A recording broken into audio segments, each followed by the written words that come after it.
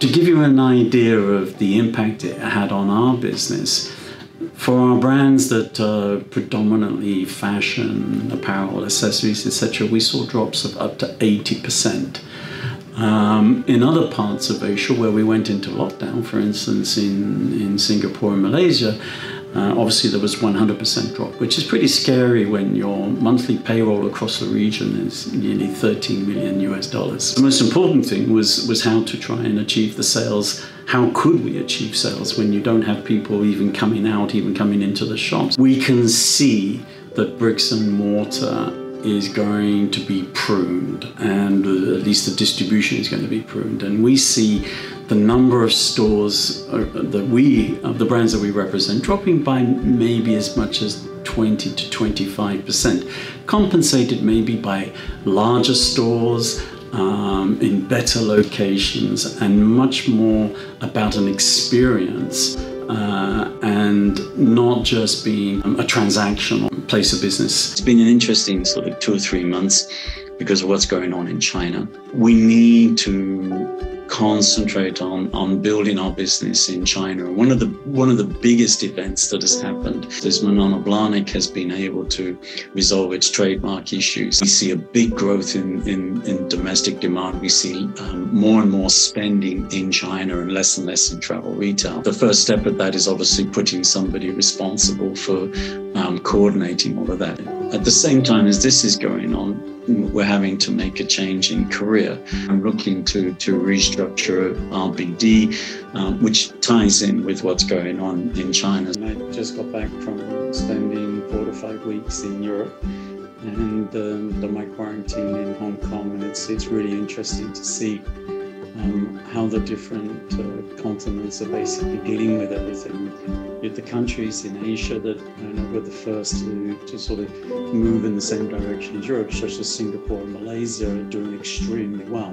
It's kind of funny, we've almost got the perfect storm in Singapore and Malaysia, because the Singaporeans and Malaysians are actually staying where they are because they're too afraid to travel, and everybody that's close to them, that's sort of Indonesia, Cambodia, Vietnam, etc., they're too afraid to go to Europe or to America, so they're going into Singapore and Malaysia.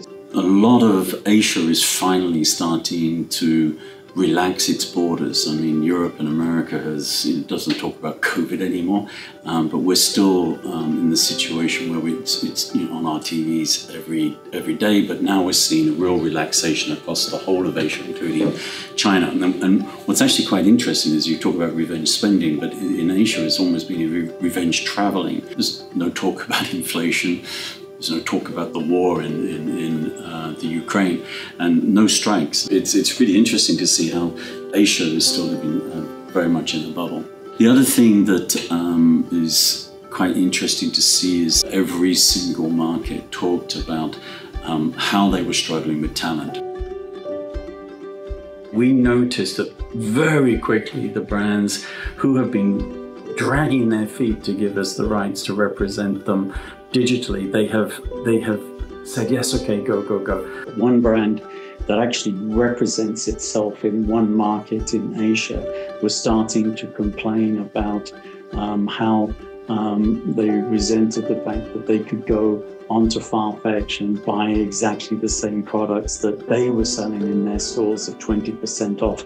And I mean, we've been saying this for the last 3 to 4 years as a distributor to this brand, but as soon as the brand does its own operations, it starts to realize the impact it has. We are now becoming very ruthless about people who do not control their brand on the internet, because you cannot have differential prices for exactly the same product in so many different touch points. Certain parts of our business have significantly benefited from COVID. We've seen huge increases in, for instance, our tobacco business. But what's also interesting is that as COVID disappears, some categories actually respond much quicker than others. So the tobacco business has grown significantly, and as the retail has opened, it's just come back, and the digital is still there. So it's incremental business. When he talks about some of our other businesses, what we've seen is the digital grew, but as soon as the retail opened up again, it just went back down again. So There's no rule of thumb, but it's very interesting to see how some categories have benefited from COVID. As the retail is opening back up, yes, everybody's coming back to retail, but that demand, that experience that they had during COVID means that they still expect that digital awareness, that digital, those convenience and other advantages that you have from having the digital experience. And what's been going on for the last year or two is that everybody's been sort of panic modes, suffering from all of the lockdowns, etc., etc. They were really quite keen to make as many sales as possible. So we had a number of brands that were desperate to make sales. China was booming, etc. So they used us to feed these distribution channels.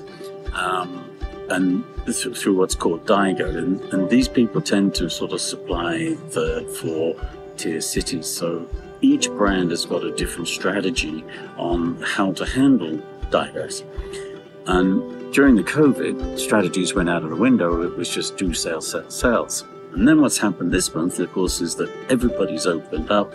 America's gone crazy. Europe is opening up fast. And people are coming back to work and saying, hey, well, wait a minute, now we're selling in Europe and the States. We don't need to make the sales through the Daigou in China. So they're ringing us up and saying, hey, you can stop now. Well, it's not quite so easy to switch off the tap as it is to turn the tap on. The lack of Chinese traveling, I should say, is still having a major impact on our business throughout Asia, but particularly in travel retail in Korea and particularly in domestic markets where the brands are dependent upon the Chinese consumer. Fortunately, because we're across so many markets, so many product categories, and so many consumer types, we're able to sort of balance off the good with the bad. The Korea duty-free operators are finally addressing this unsustainable Daigou business, and they're now starting to make plans to reduce, if not entirely remove, the Daigou business, and therefore relying far more on the FITs, which is good news for us because it means that there will be a long-term sustainable travel retail business in Korea.